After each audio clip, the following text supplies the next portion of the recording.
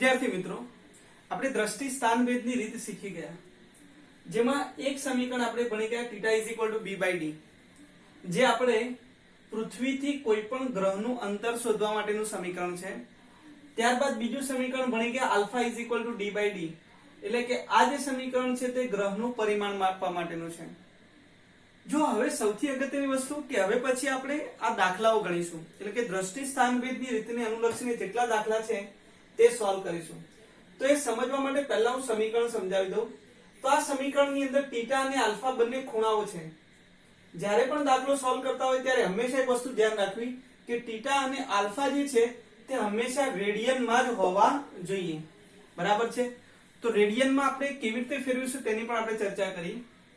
ત્યારબાદ જો b, capital D અને સ્મોલ d આ ત્રણેય જે અચળાંકો છે તે મીટરની અંદર હોવા જોઈએ, કેમ કે તે બધા અંતરો છે. ફરી પાછું, θ અને α હંમેશા રેડિયનમાં જ હોવા જોઈએ કેમ કે બંને ખૂણાઓ છે. b અને કેપિટલ D અને સ્મોલ d આ બધા જ અંતરો છે, તો અંતરો હંમેશા મીટરની અંદર હોવા જોઈએ. તો હવે આપણે થોડાક સ્વરૂપો જોઈએ છે, ધ્યાન આપજો. ખૂણાના અલગ અલગ સ્વરૂપો. ધારો કે આપણને ડિગ્રી આપેલું હોય, ડિગ્રીમાંથી મારે રેડિયનમાં ફેરવવું હોય તો 1 ડિગ્રી બરાબર થશે π/180 રેડિયન. બરાબર છે? 1 ડિગ્રી બરાબર શું લખાય? π/180 રેડિયન. ક્લિયર છે? તો ડિગ્રી ની અંદર આપેલું હોય તો એને રેડિયનમાં કેવી રીતે ફેરવી શકાય? ધારો કે એક એક્ઝામ્પલ લઈ લો કે મને કહ્યું છે 30 ડિગ્રી, તો આ તો ડિગ્રીમાં આપ્યું છે. આપણે હંમેશા ખૂણો શામાં જોઈએ? રેડિયનમાં. તો 30 ડિગ્રી હોય તો 30 ગુણ્યા π/180 એટલે π/6 રેડિયન લખાય. તો આ રીતે હંમેશા ડિગ્રીમાં આપેલું હોય તો શામાં ફેરવવાનું? ભાઈ રેડિયનની અંદર ફેરવવાનું. ખૂણો હંમેશા રેડિયનની અંદર હોવો જોઈએ. અને રેડિયનની અંદર જો ફેરવવું હોય તો એની સરળ રીત એવી છે કે આપણો ખૂણો ડિગ્રીમાં હોવો જોઈએ. ધારો કે ડિગ્રીમાં ન હોય તો આ ડિગ્રીની વાત થઈ. હવે ભાઈ ધ્યાન આપજો, આ ખૂણાઓ જે છે તે અલગ અલગ 3 રીતે આપેલા હોય. જેમ રીતે આપણે સમય જે છે એમાં કલાક કાંટો આવે, મિનિટ કાંટો આવે અને સેકન્ડ કાંટો આવે, તે જ રીતે ડિગ્રીની અંદર પણ 3 પરિમાણ આવે. કેવી રીતે? તો એક ડિગ્રી છે, આ તેવું દર્શાવવાનો મતલબ ડિગ્રી થાય. આ થયો મિનિટ, એક ટપકું કરેલું એના ઉપર તો આનો મતલબ થાય મિનિટ. અને ડબલ ડેશ આપેલા હોય તો આનો મતલબ થાય સેકન્ડ. આને કહેવાય 1 સેકન્ડ. બરાબર છે? આને કહેવાય 1 મિનિટ અને આને કહીશું 1 ડિગ્રી. તો ઉપર રાઉન્ડ છે એનો મતલબ મિનિટ, આને સોરી આ ડિગ્રી, આને કહીશું મિનિટ અને આને કહીશું સેકન્ડ. હવે બધા વચ્ચેનો સંબંધ મેળવીએ. જોજો, ધ્યાન આપજો. તો 1 ડિગ્રી, આ ડિગ્રી એટલે કલાક છે ભાઈઓ. તો 1 કલાક બરાબર આપણે લખીએ છીએ 60 મિનિટ. 1 કલાક બરાબર 60 મિનિટ. એ જ રીતે 1 ડિગ્રી બરાબર 60 મિનિટ લખાય. જો સેકન્ડની પરિભાષામાં લખું તો લખાય 1 ડિગ્રી બરાબર કેટલા લખાય? 3600 સેકન્ડ. આ સેકન્ડ છે ભાઈઓ. તો 1 ડિગ્રી બરાબર 3600 સેકન્ડ, 1 ડિગ્રી બરાબર 60 મિનિટ. અને આ આપણને આપેલું છે ડિગ્રીમાં. તો હવે કોઈ પણ વસ્તુ આપેલી હોય, ધારો કે હું એક એક્ઝામ્પલ લઈ લઉં છું. એક એક્ઝામ્પલ આવું લઈએ કે મને આપેલું છે 1 ડિગ્રી અને 54 મિનિટ. બરાબર છે? આને રેડિયનમાં ફેરવું તો હું કેવી રીતે ફેરવું? તો મારા પાસે એવો આઈડિયા છે કે આને મારે રેડિયનમાં ફેરવવું હોય તો સૌથી સરળ વસ્તુ શીખવાડું. આ બંનેમાંથી નાનો એકમ કયો? તો મિનિટ. તો બંનેને પહેલા મિનિટમાં ફેરવી દો. આ તો મિનિટમાં છે જ, આને મિનિટમાં ફેરવું તો 1 ડિગ્રી બરાબર કેટલા મિનિટ થાય? તો કે 60 મિનિટ. આને મિનિટમાં ફેરવ, આ તો મિનિટમાં છે જ, તો ટોટલ કેટલા થઈ ગયા? 114 મિનિટ. બરાબર છે? આ 114 મિનિટને મારે શામાં ફેરવવું પડે? તો ડિગ્રીમાં. તો ડિગ્રીમાં ફેરવવા માટે હવે હું શું કરીશ? ધ્યાન આપજો. તો 114 નાનો એકમ કયો? તો મિનિટ. મિનિટને ડિગ્રીમાં ફેરવવું હોય તો 60 વડે ભાગી નાખવાનું. બરાબર છે? મિનિટને ડિગ્રીમાં ફેરવવું હોય, ડિગ્રીને મિનિટમાં ફેરવવું હોય તો 60 વડે ગુણવાનું અને મિનિટને ડિગ્રીમાં ફેરવવું હોય તો 60 વડે ભાગવાનું. તો આ મિનિટને ડિગ્રીમાં ફેરવવા માટે 60 વડે ભાગી નાખ્યું. તો બોલો આટલા ડિગ્રી થઈ ગયું. હવે આ ડિગ્રી છે એને રેડિયનમાં ફેરવવું હોય તો ડિગ્રી છે એને રેડિયનમાં ફેરવવું હોય તો π/180 વડે ગુણવાનું. તો π/180 આટલા રેડિયન થાય. બસ આ સીધી વસ્તુ થઈ ગઈ. ધારો કે બીજો એક પ્રશ્ન પૂછી લઉં એટલે સરળ સમજણ પડી જાય. એક્ઝામ્પલ 2 ડિગ્રી અને 30 મિનિટ. આને આપણે હવે શામાં ફેરવીએ છીએ? રેડિયનમાં. ચાલ, આપણા માટે નાનો એકમ મિનિટ છે અને આ ડિગ્રી છે, તો હું ડિગ્રીને પહેલા મિનિટમાં ફેરવી દઉં. તો 2 ગુણ્યા 60 એટલે આ મિનિટ થઈ ગયા, વત્તા 30 બરાબર છે. 2 એટલે 120, 30 એટલે 150 મિનિટ. હવે મિનિટ ને આપણે શામાં ફેરવવું? ડિગ્રીમાં. તો 150 ના છેદમાં 60 એટલે આ થઈ ગયું ડિગ્રી, અને એને પાઈ બાય 180 વડે ગુણી નાખો એટલે આ થઈ ગયું રેડિયન. ક્લિયર છે? તો હંમેશા તમે આ રીતે સરળ રીતે રેડિયન ની અંદર ફેરવી નાખો. બીજી વસ્તુ કે 11/12 સાયન્સ ની અંદર બોર્ડ ની અંદર કેલ્ક્યુલેટર અલાઉડ હોય છે, એટલે વધારે ટેન્શન લેવાની જરૂર નથી કે સર આ ભાગાકાર કેવી રીતે કરવો આ તે, કેમ કે આપણે કેલ્સી થી સરળતાથી કરી શકીએ. એક થોડોક અઘરો પ્રશ્ન લઈ લો. અઘરો પ્રશ્ન, ધારો કે આ તો આપેલું ન હોય પણ આ રીતે આપી દે તો 1 ડિગ્રી 30 મિનિટ અને 30 સેકન્ડ. હવે જો નાનો એકમ કયો થઈ ગયો? સેકન્ડ નો. તો બધાને હવે સેકન્ડ માં ફેરવી દઉં. તો ચલો સીધી વસ્તુ, આને કેટલા વડે ગુણીશ? તો હું 3600 વડે ગુણી નાખું તો એ થઈ ગયું સેકન્ડ માં. મિનિટ ને કેટલા વડે ગુણું તો સેકન્ડ માં થાય? તો 60 વડે. અને આ તો સેકન્ડ માં છે જ, એટલે આટલા સેકન્ડ થઈ ગયા. 3600 વત્તા 1800 અને 30 એટલે 1830, એટલા થઈ ગયા 5430. આ શું થઈ ગયું? તો સેકન્ડ થઈ ગયું. હવે સેકન્ડ ને મારે ડિગ્રીમાં ફેરવવું હોય તો 3600 વડે ભાગી નાખવાના. તો 5430 ને હું 3600 વડે ભાગી નાખું તો આ થઈ ગયું ડિગ્રી, અને ડિગ્રી માંથી રેડિયનમાં ફેરવવું હોય તો પાઈ બાય 180 વડે ગુણી નાખવાનું, તો એ થઈ ગયું રેડિયન. બરાબર છે? એટલે હંમેશા આ સરળ ટેકનિક છે, સરળ રીત કે તમે કોઈ પણ ખૂણો આપેલો હોય, ડિગ્રી હોય, મિનિટ હોય, સેકન્ડ હોય, કોઈ પણ કોમ્પ્લિકેશન કેસ આપેલો હોય, આપણે બોર્ડ માટે તો આટલા બધા ડિટેલમાં જવાની જરૂર નથી. સેકન્ડ સુધી, મિનિટ સુધી જઈશું પણ સેકન્ડ સુધી નહીં. પણ છતાં કોઈ જગ્યાએ ધારો કે આપણને આપેલું હોય તો સરળતાથી તમે ડિગ્રી, મિનિટ અને રેડિયન ના કોમ્પોઝિશન ને ફરી પાછું શામાં કન્વર્ટ કરી શકો? રેડિયનમાં. અને તમે સરળતાથી દાખલા સોલ્વ કરી શકો. તો હવે આપણે સોલ્વ કરીશું ભાઈઓ ઉદાહરણ. બરાબર છે? અને ઉદાહરણ પર ધ્યાન આપીશું. હવે વિદ્યાર્થી મિત્રો, હવે આપણે વાત કરીએ ઉદાહરણ નંબર 1 ની. ઉદાહરણ 1 એમાં પહેલો ક્વેશ્ચન છે 1 ડિગ્રી બરાબર ખાલી જગ્યા રેડિયન. હવે આપણે ડિગ્રી ને રેડિયન માં ફેરવવું છે, તો આપણે આનું કન્વર્ઝન આપણે શીખી ચૂક્યા છીએ. 1 ડિગ્રી ને રેડિયન માં કેવી રીતે ફેરવી શકાય?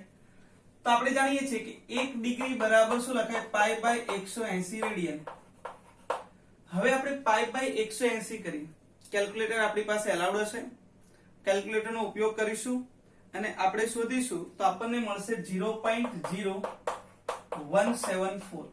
કેમ કે મારી પાસે કેલ્ક્યુલેટર નથી એટલે હું મૂલ્ય ડાયરેક્ટ લખું છું, તમે કેલ્ક્યુલેટર નો ઉપયોગ કરજો. બરાબર છે? તો આના પરથી જો હું લખું તો આ બાજુ કેટલા પોઈન્ટ ખસેડવામાં આવે? 1 અને 2. બરાબર છે? કેટલા પોઈન્ટ? 2 પોઈન્ટ ખસેડીએ તો 1.74 10 ની માઈનસ 2 ઘાત રેડિયન થયું. વિદ્યાર્થી મિત્રો, એક વસ્તુ લખવી તો લખી રાખજો. આ દશાંશ ચિહ્નને આપણે કઈ બાજુ ફેરવીએ? જમણી બાજુ લઈ જઈએ તો ઘાત જે છે તે માઈનસમાં, અને ડાબી બાજુ લઈએ તો ઘાતમાં શું થાય?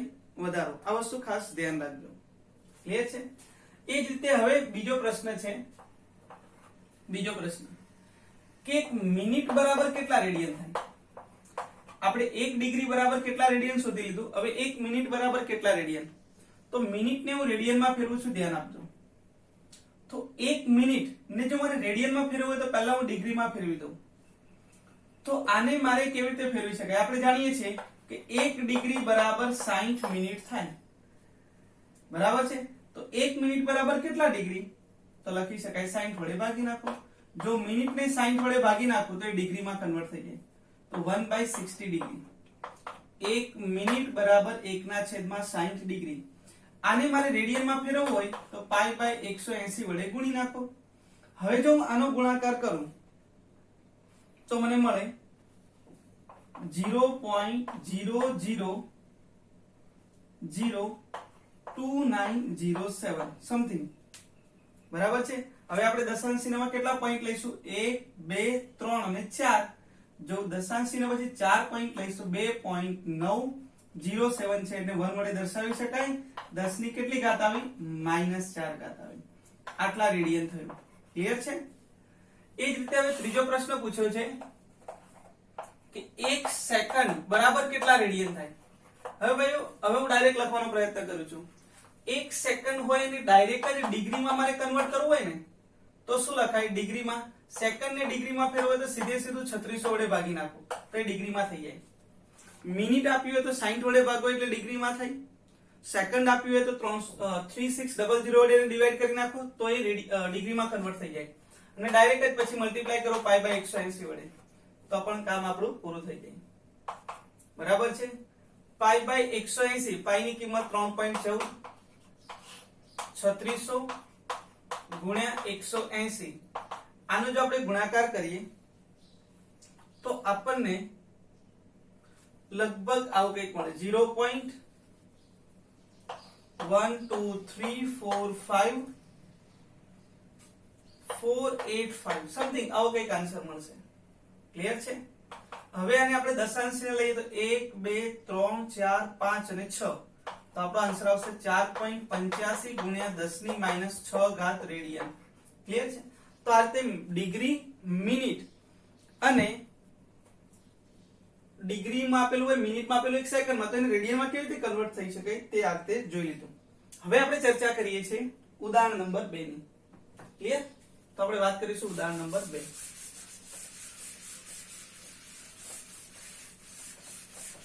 ઉદાહરણ 2 જે છે તેની રકમ થોડી અટપટી છે. તો વિદ્યાર્થી મિત્રો, ઉદાહરણ નંબર 2 જ્યારે સોલ્વ કરતા હોય ત્યારે ખાસ ધ્યાન રાખીશું. ક્લિયર છે? તમારી પાસે ટેક્સ્ટ બુક હોવી જોઈએ જેમાં રકમ લખેલી હશે. તો હવે સમજીએ છીએ, ધ્યાન આપજો. હું રકમ વાંચું છું અને સાથે સાથે દાખલો પણ સોલ્વ કરીએ છીએ. એક વ્યક્તિ તેની સામે આવેલા મિનારાનું અંતર પોતાનાથી કેટલું છે તે નક્કી કરવા માંગે છે. ધારો કે એક વ્યક્તિ છે અહીંયા એ સ્થાને ઉભો છે અને તેની સામે એક મિનારો છે. અહીંયા એક મિનારો છે.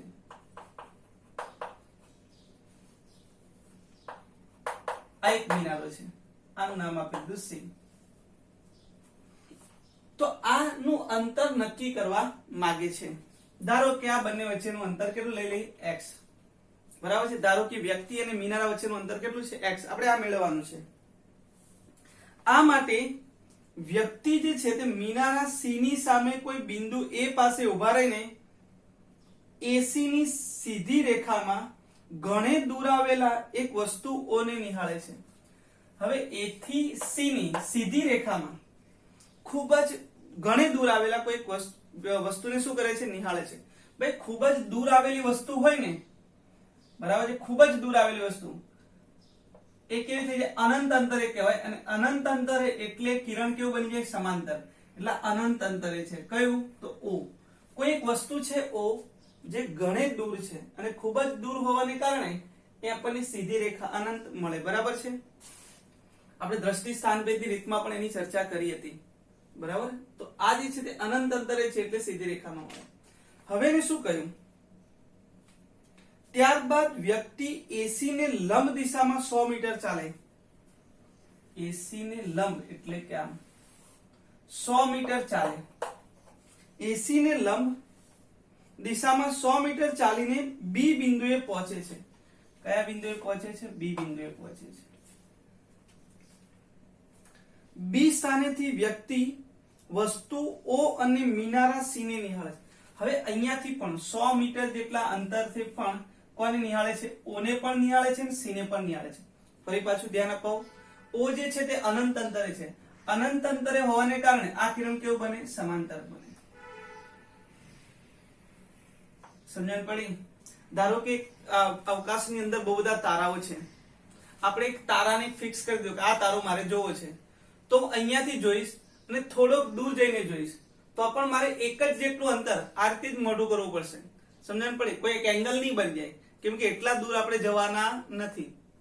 સમજણ પડી? 100 મીટર અંતર ગયા અને એવું દેખાય કે ના, તારો તો બહુ આગળ નીકળી ગયો, તો આપણા માટે કઈક એંગલ બની જશે. એવું શક્ય બનવાનું નથી, કારણ કે આ જે તારાઓ છે તે અતિ દૂર આવેલા હોવાને કારણે 100 મીટરેથી પણ તમે જુઓ તો તમને સીધી રેખામાં જ જોવા મળશે.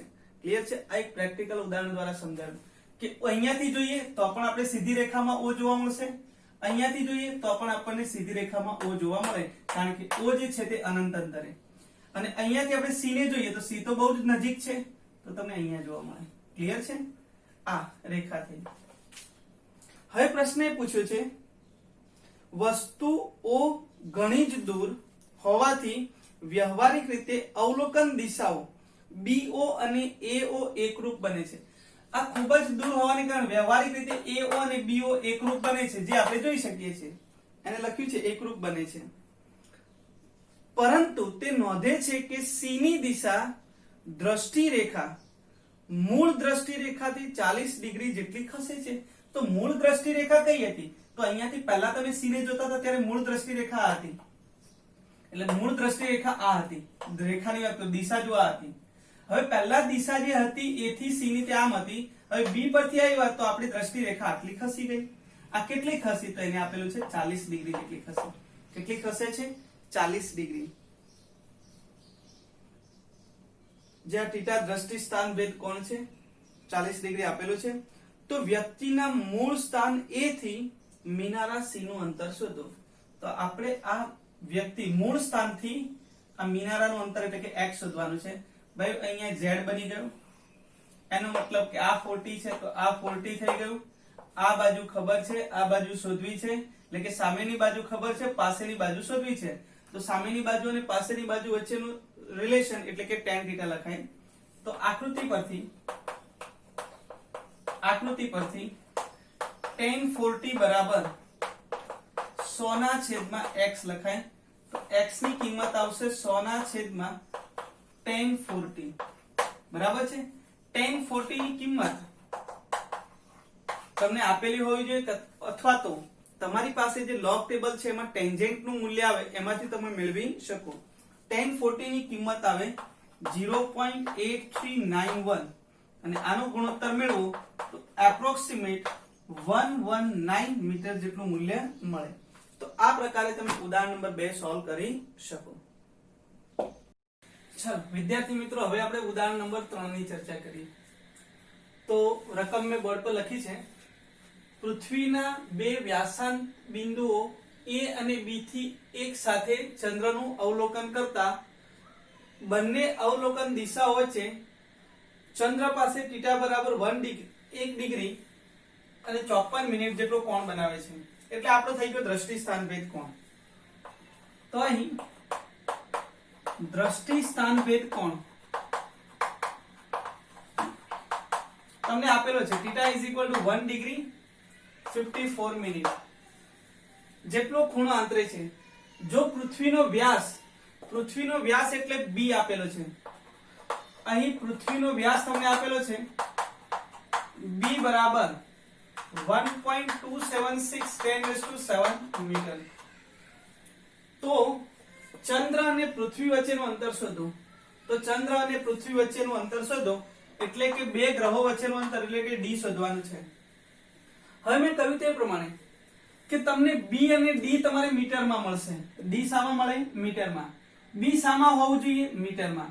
θ શામાં હોવો જોઈએ? રેડિયનમાં. એનો મતલબ θ આપણી પાસે રેડિયનમાં હોવો જોઈએ. તો આને રેડિયનમાં ફેરવીએ. ચલો ભાઈ, આ 1 ડિગ્રી છે, આ મિનિટ છે, આને મિનિટમાં ફેરવું તો આના 60 મિનિટ અને આના 54 એટલે 114 મિનિટ થયા. હવે આ 114 ને મારે ફેરવવા પડશે શામાં? રેડિયનમાં. રેડિયનમાં ફેરવવા માટે પહેલા હું ફેરવીશ ડિગ્રીમાં. એટલે 60 વડે ભાગવું એટલે ડિગ્રી થઈ જાય અને π/180 વડે ગુણી નાખું એટલે આ શામાં થઈ ગયું? રેડિયનમાં. ક્લિયર છે? આની ચર્ચા આપણે અગાઉ કરી ચૂક્યા છીએ. તો ચલો આ ખૂણાને ફેરવી નાખ્યો રેડિયનમાં. આ θ અને d મળી ગયું. તો હવે સમીકરણ θ = b/d પરથી બરાબર છે d બરાબર b/θ. b ની કિંમત આપણને કેટલી મળી? 1.276 10⁷ ડિવાઈડ બાય θ ની કિંમત કેટલી?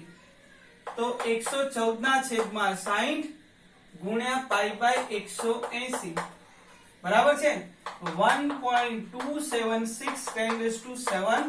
આ બંને છેદના છેદમાં છે જે અંશમાં જશે ડિવાઈડ બાય 114 ગુણ્યા π એટલે 3.14. હવે જો ગુણાકાર કરવામાં અને ભાગાકાર કરવામાં કેલ્ક્યુલેટરમાં ખૂબ જ ધ્યાન રાખવાનું, કેમ કે 11મા ધોરણના વિદ્યાર્થીઓ પહેલીવાર કેલ્ક્યુલેટરનો વ્યવસ્થિત ઉપયોગ કરતા હોય છે, જેમાં સૌથી મોટી ભૂલ થતી હોય. આ કેલ્ક્યુલેટર કેવી રીતે કરવાનું કેલ્સીની અંદર જોજો, ધ્યાન આપજો. હું માનું છું ત્યાં સુધી 50% જે છોકરાઓ જે છે ને કેલ્ક્યુલેશન કરવામાં મિસ્ટેક કરે. કેવી રીતે? તો 1.276 કેલ્સીમાં લખ્યું, એને 60 વડે ગુણો, જે આન્સર આવે છે એને 180 વડે ગુણો. આ અંશનું કામ થઈ ગયું. આ ત્રણે ત્રણ ગુણાકારમાં છે. હવે તમારું જે આન્સર આવે છે આ બંને વસ્તુ ભાગાકારમાં છે, એનો મતલબ જે આન્સર આવે છે એને 114 વડે ભાગો, અને હવે જે આન્સર આવ્યો એને ગુણાકાર નથી કરવાનો, એનો પણ ભાગાકાર કરવાનો છે. સમજણ પડી? એટલે આ બંનેનો ભાગાકાર કરવાનો. પહેલા અંશનો જે આન્સર આવે છે એને 114 વડે ભાગો, જે આન્સર આવે એને ફરી પાછો ભાગવાનો છે, ગુણવાનું નથી. શાના વડે ભાગીશું? 3.14 વડે. તો મને આ કેલ્ક્યુલેશન નો જવાબ મળશે. બરાબર છે? આ કેલ્ક્યુલેશન નો હું જવાબ મેળવીશ તો મને 3.85 ગુણ્યા 10⁸ મીટર જેટલો આન્સર મળે. ઘાત તમે સેટ કરી અને મૂકી શકો. ક્લિયર છે વિદ્યાર્થી મિત્રો? તો આ આપણું થઈ ગયું ઉદાહરણ નંબર 3. ચલો વિદ્યાર્થી મિત્રો, હવે આપણે જોઈએ ઉદાહરણ નંબર 4. સૂર્યના કોણીય વ્યાસનું માપ 1920 સેકન્ડ. બરાબર છે? 1920 એ વિલ રિટર્ન નહીં, 1920 સેકન્ડ છે. સૂર્ય અને પૃથ્વી વચ્ચેનું અંતર 1.496 10 પ્લસ 11 મીટર છે. તો સૂર્યનો વ્યાસ કેટલો થાય? હવે શોધવાનું છે વ્યાસ, એટલે કે પરિમાણ શોધવાની વાત છે. સમજણ પડી? પરિમાણની વાત છે. અને અહીંયા આપેલું છે કોણીય વ્યાસ, એટલે આપણને આલ્ફા આપેલો છે, ડી આપેલો છે, અને વ્યાસ એટલે ડી શોધવો છે. સ્મોલ ડી શોધવો છે, કેપિટલ ડી આપેલો છે, અને કોણીય વ્યાસને કહેવામાં આવે છે આલ્ફા. તો અહીં કોણીય વ્યાસ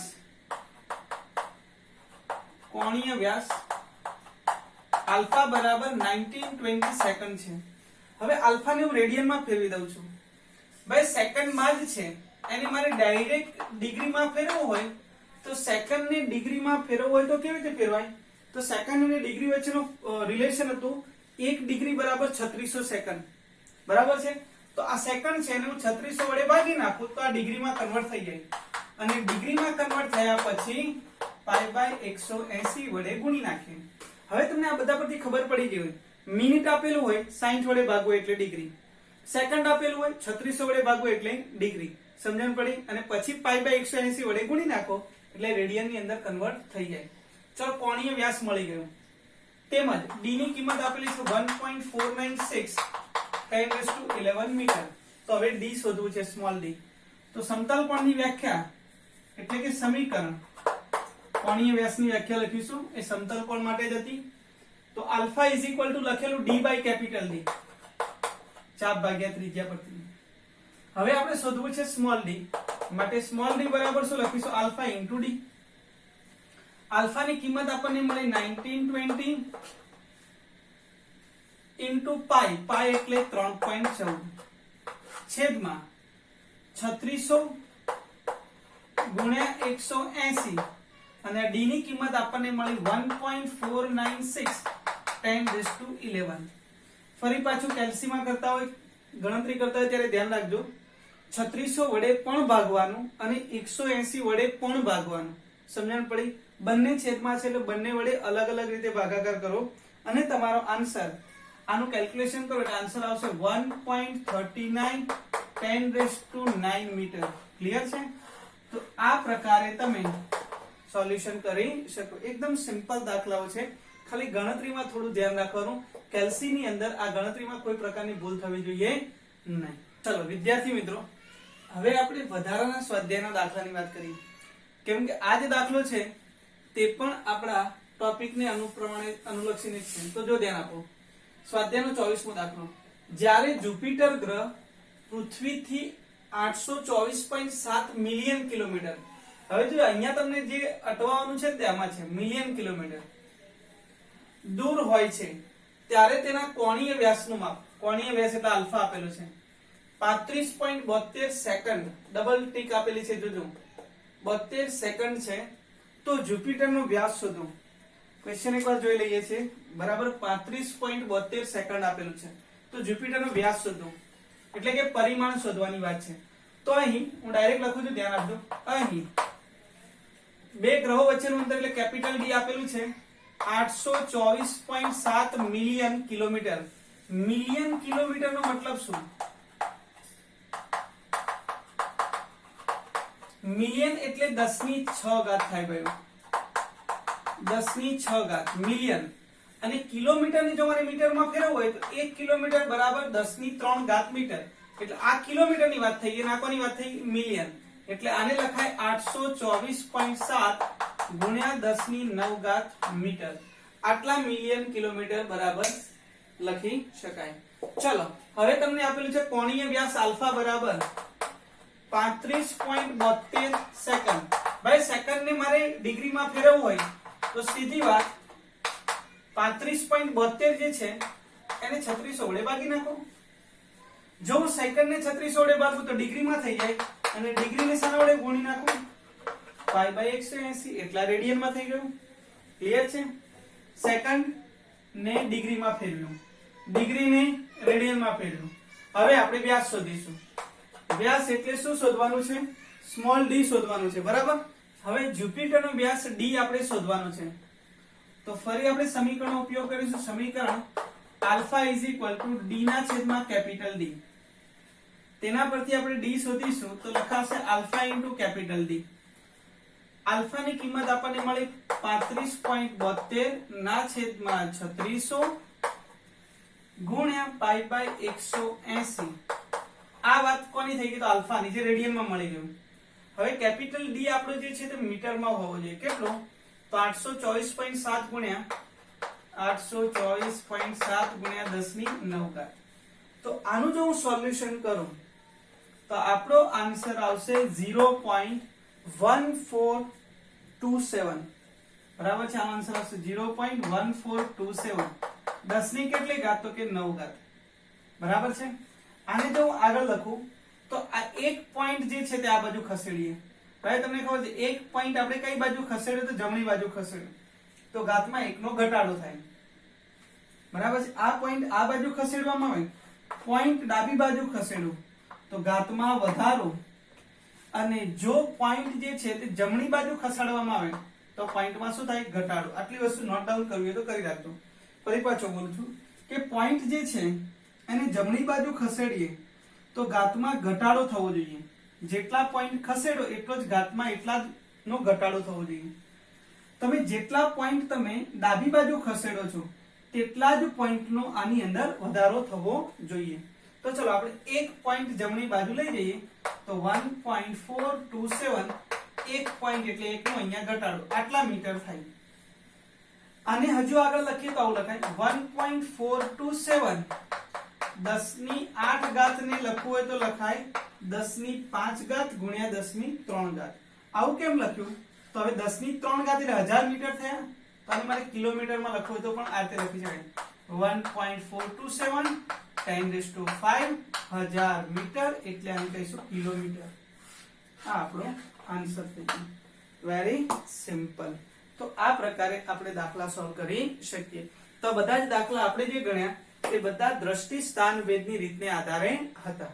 ક્લિયર?